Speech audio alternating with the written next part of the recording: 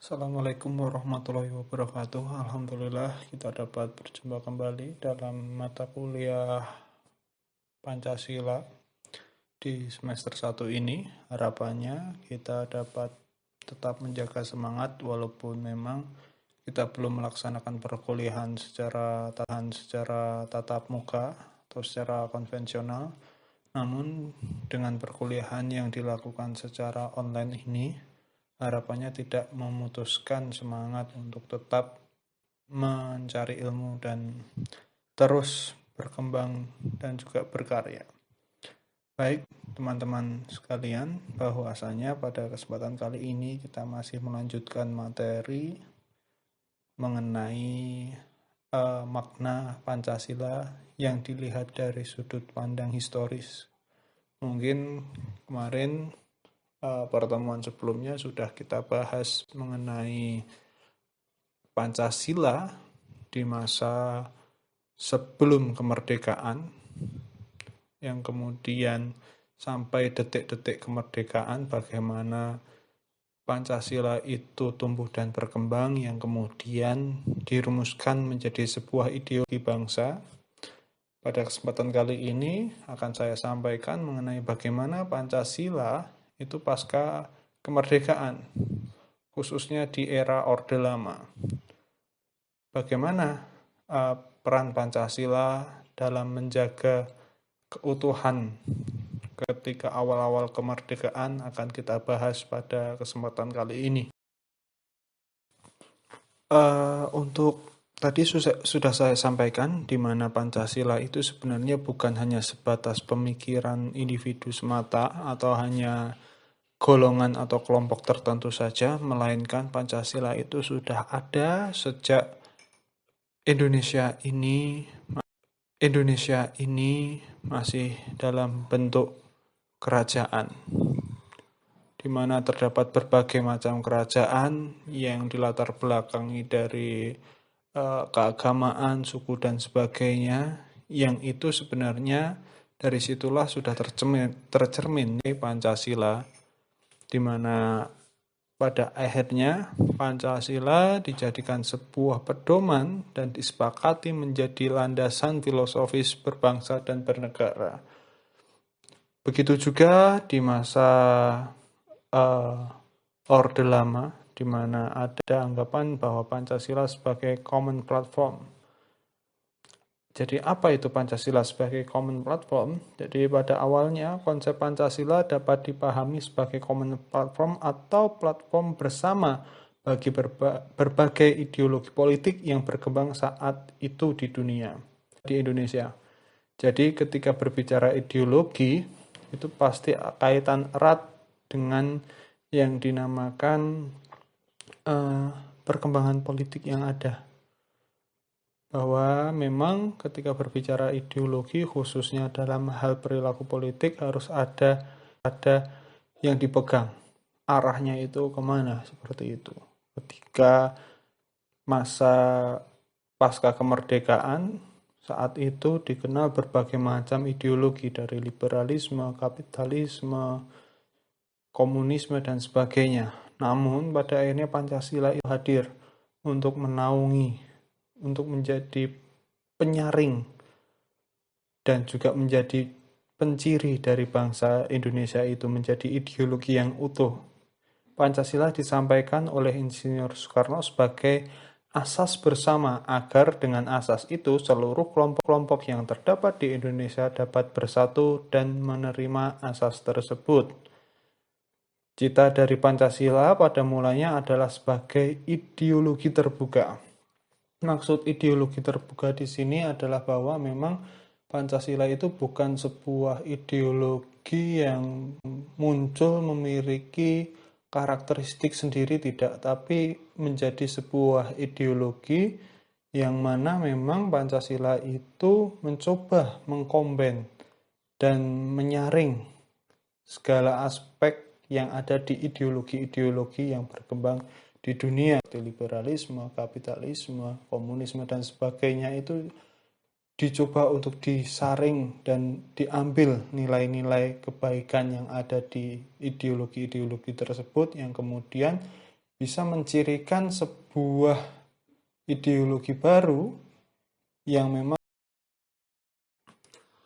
Kemudian di sini Pancasila dalam sudut pandang politik, di mana kala itu Pancasila jika dilihat dari sudut pandang politik adalah sebuah konsensus atau kesepakatan politik atau persetujuan politik yang disepakati bersama oleh berbagai golongan di negara Indonesia.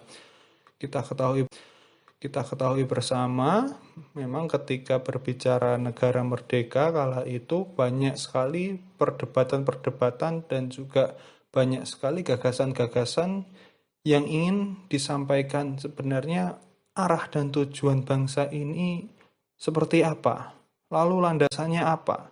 Itulah adalah kesepakatan-kesepakatan yang pada akhirnya memunculkan sebuah kesepakatan yang bisa dibilang cukup fundamental dan menjadi landasan bagi berbangsa dan bernegara, yaitu adalah Pancasila. Kemudian di sini bisa dikatakan bahwa memang persetujuan politik yang diambil oleh founding fathers kita memunculkan Pancasila sebagai ideologi bangsa memang adalah Pancasila itu menjadi ideologi yang bisa diterima oleh berbagai golongan yang ada di negara Indonesia. Pancasila dapat diterima oleh berbagai golongan dan aliran pemikiran sehingga bersedia bersatu dalam negara kebangsaan Indonesia. Mohon maaf, mungkin ada sedikit gangguan suara. Saya lanjutkan, jadi Pancasila merupakan common platform, kembali lagi di awal tadi, common platform masyarakat di Indonesia yang plural, di mana common platform ini sebenarnya lebih pada pandangan atau garis besar di mana menjadi pedoman melihat dari karakteristik masyarakat Indonesia yang begitu.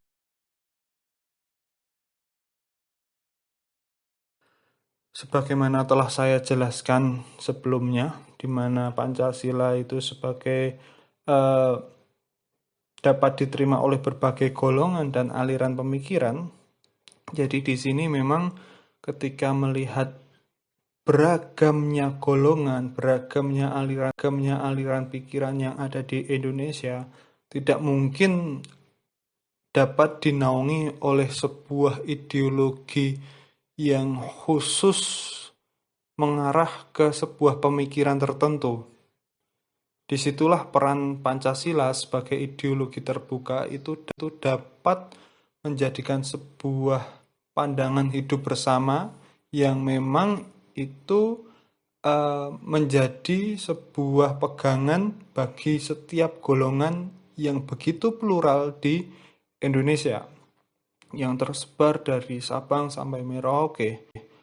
Bahkan ketika kita melihat mungkin satu provinsi saja itu berbagai golongan ada di situ, berbagai aliran pemikiran di situ, yang kemudian tidak akan bisa apabila ideologinya itu bersifat tertutup.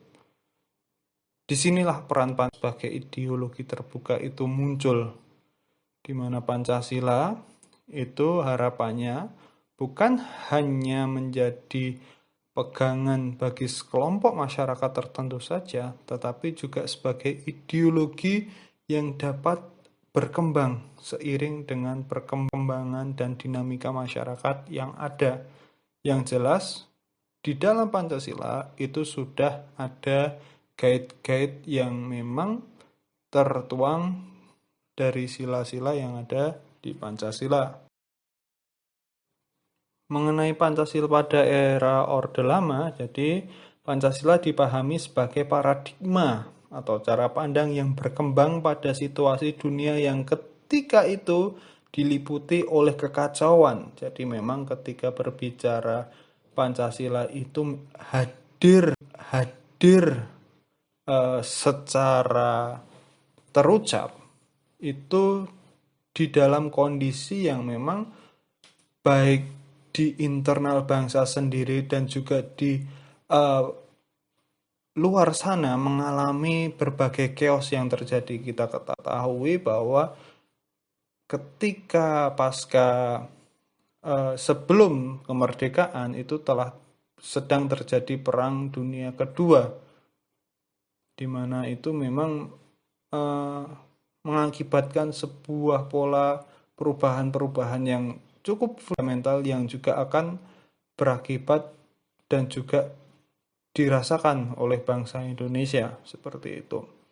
Jadi, ketika paradigma yang berkembang pada situasi dunia yang ketika itu diliputi oleh kekacauan dan kondisi sosial budaya yang berada di dalam suasana transisional atau perubahan dari masyarakat terjajah, ini khusus untuk Indonesia, jadi masyarakat terjajah menjadi masyarakat yang merdeka. Pada awal kemerdekaan merupakan masa pencarian bentuk implementasi Pancasila, terutama dalam sistem kenegaraan.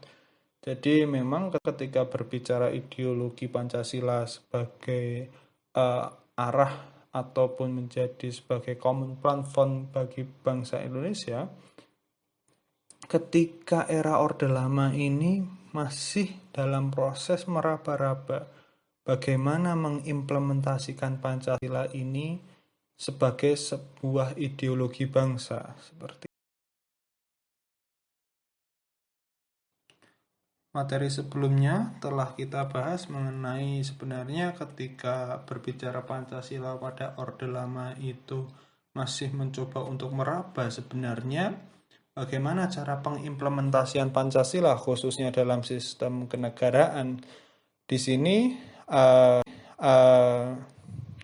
ditemukan bahwa memang terjadi inkonsistensi pemerintahan di Orde Lama.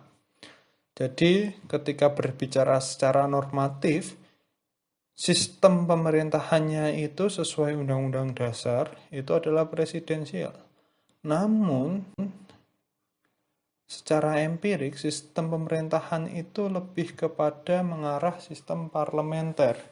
Jadi parlemen kala itu lebih mendominasi daripada kekuasaan presiden seperti itu. Jadi ketika berbicara normatif presiden sebagai kepala negara dan kepala pemerintahan, namun yang terjadi kala itu lebih kepada presiden hanya sebagai kepala negara dan Perdana Menteri sebagai kepala pemerintahan yang memang bertanggung jawab secara langsung kepada parlemen, bukan kepada presiden. Selain itu, bukan hanya sistem atau inkonsistensi pemerintahan di Orde Lama, namun tantangan juga muncul, khususnya bagaimana pengimplementasian Pancasila itu terkait dengan persatuan rakyat Indonesia, di mana kita ketahui kalau menurut saya pribadi ketika berbicara masa Orde Lama itu adalah masa di mana sebuah misinya adalah sebuah mengintegrasikan bangsa. Jadi penguatan nilai kebersamaan persatuan itu baru dibangun kala itu. Sehingga memang ketika prosesnya terjadi banyak sekali gejolak-gejolak yang timbul di masyarakat, baik politik, sosial maupun budaya. Yang kita ketahui bersama beberapa peristiwa yang memang cukup menjadikan sejarah kita kelam, yaitu terkait dengan munculnya upaya-upaya yang mengganti Pancasila sebagai dasar negara dengan paham komunis oleh PKI yang diawali dari pemberontakan di Madiun pada tahun 1948. Ada juga DITII yang ingin mendirikan negara berdasarkan ajaran Islam. Ini memang fenomena-fenomena yang terjadi yang masih mempertentangkan nilai-nilai Pancasila.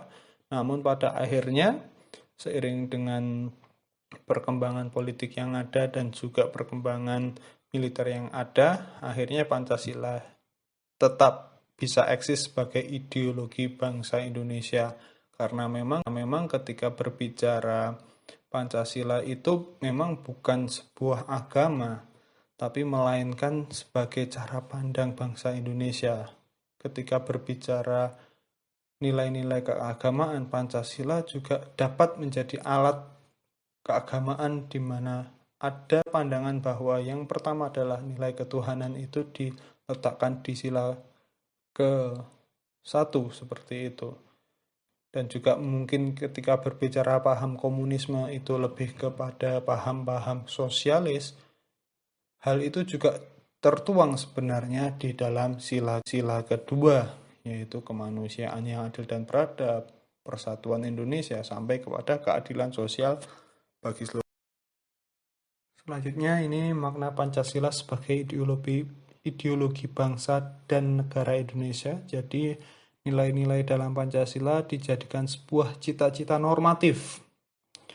Jadi ketika melihat sebenarnya kemana arah dan tujuan bangsa Indonesia secara normatif itu tertuang dari nilai-nilai atau sila-sila yang ada di Pancasila, yang kemudian diterjemahkan kembali melalui pembukaan Undang-Undang Dasar. Jadi ketika berbicara cita-cita normatif, itu adalah dari penyelenggaraan bernegara di Indonesia. Ketika penyelenggara negara itu harus berdasarkan Pancasila. Nilai-nilai dalam Pancasila merupakan nilai-nilai yang telah disepakati bersama, dan oleh karenanya menjadi salah satu sarana untuk menyatukan masyarakat Indonesia.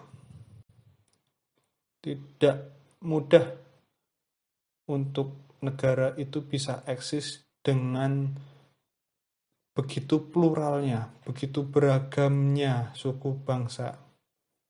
Kita ketahui telah ada sebuah pengalaman bangsa lain, kita kenal sebagai Uni Soviet kala itu, menjadi sebuah negara yang cukup besar, yang kemudian memang pada akhirnya eksistensinya juga runtuh tersendiri karena memang keberagamannya. Hal itu bisa saja terjadi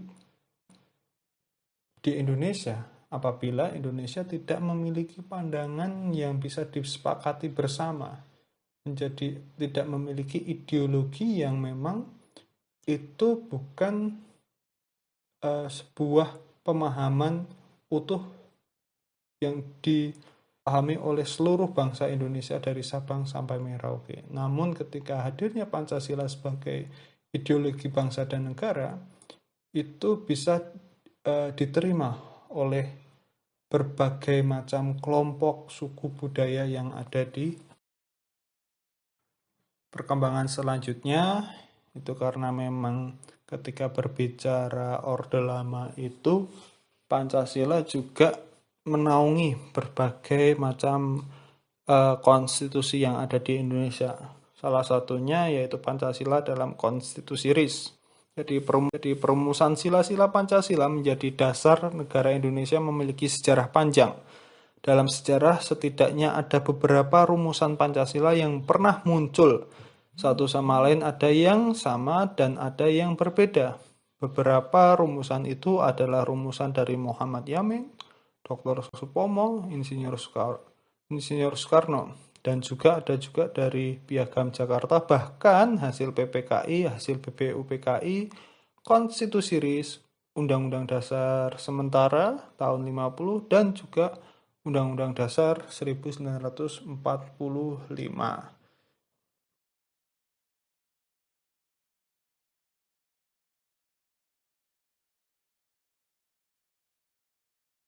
Ketika berbicara Konstitusi RIS, ini cukup menarik ketika kita melihat kembali latar belakang lahirnya Konstitusi RIS ini.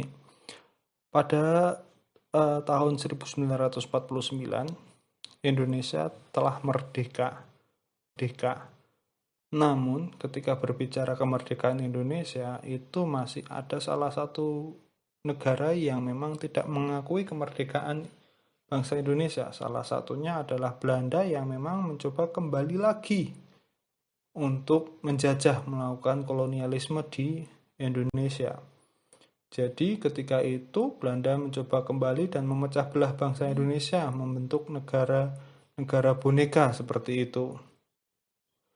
Yang kemudian jadi pada akhirnya muncul perselisihan-perselisihan yang sampai kepada PBB. Jadi pertikaian yang penyelesaiannya melalui KMB, Konferensi Meja Bundar, yang diselenggarakan oleh PBB tahun 1949, tepatnya pada tanggal 23 Agustus sampai 2 November, yang dari kesepakatan itu memunculkan yang pertama adalah didirikannya negara Republik Indonesia Serikat.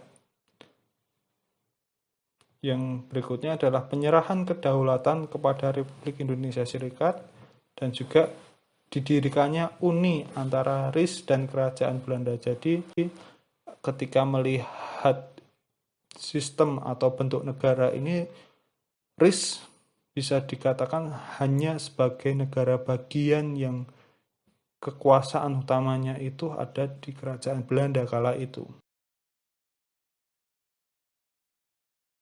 Ini sedikit gambaran mengenai suasana konferensi meja bundar kala itu yang terjadi antara Belanda dan juga Indonesia, yang diinisiasi oleh PBB kala itu, yang kemudian memang menghasilkan beberapa kesepakatan yang telah saya sampaikan sebelumnya. Bentuk negara RIS yang berujung dengan perubahan konstitusi itu juga sebenarnya merubah sebuah dasar negara. Jadi dalam konstitusi Federal RIS yang berdiri tahun 1949, rumusan dasar negara terdapat dalam pembukaan paragraf ketiga, yang rumusannya adalah yang pertama adalah ketuhanan yang Maha Esa, peri kemanusiaan, kemudian kebangsaan, kerakyatan, dan keadilan sosial.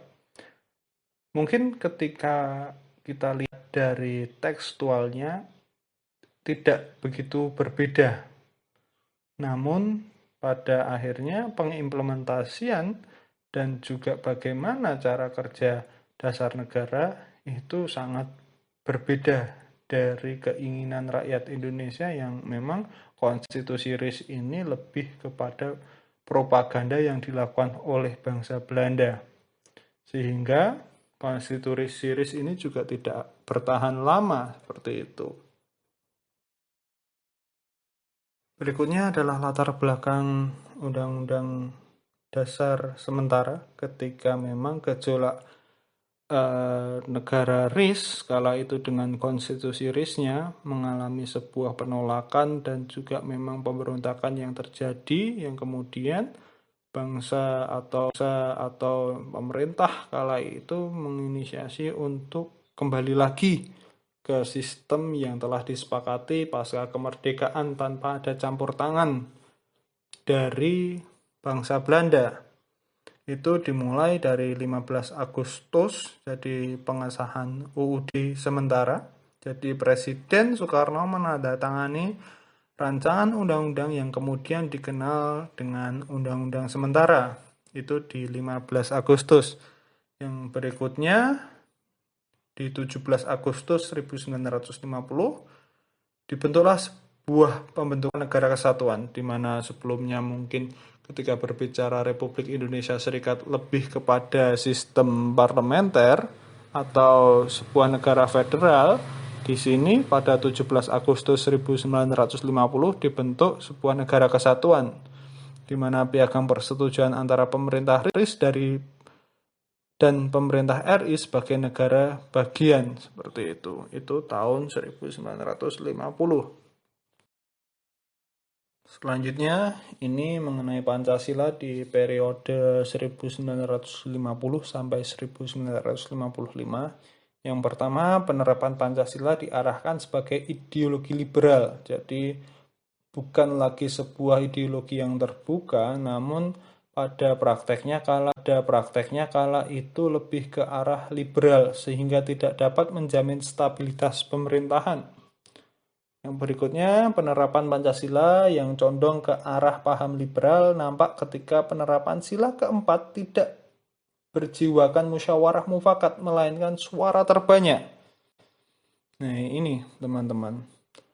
ketika berbicara sebuah sistem pemerintahan bahwa kita telah memiliki dasar musyawarah mufakat, namun diarahkan sebagai suara terbanyak yang sifatnya one man one vote seperti negara-negara Amerika dan sebagainya, nampaknya memang arahnya kita pengimplementasian Pancasila agak melenceng karena lebih ke arah liberal. Sistem pemerintahannya yang liberal lebih menekankan pada hak-hak individual. Itu sangat berbahaya karena pada akhirnya ketika berbicara Indonesia dengan berbagai macam suku dan budayanya, bahkan agamanya juga beragam, tidak bisa hanya mementingkan hak-hak individual saja. Dan juga munculnya pemberontakan-pemberontakan yang dilakukan oleh salah satunya RMS, PRRI, dan Permesta yang ingin melepaskan diri dari NKRI karena memang pada prakteknya Pancasila lebih ke arah liberal seperti itu.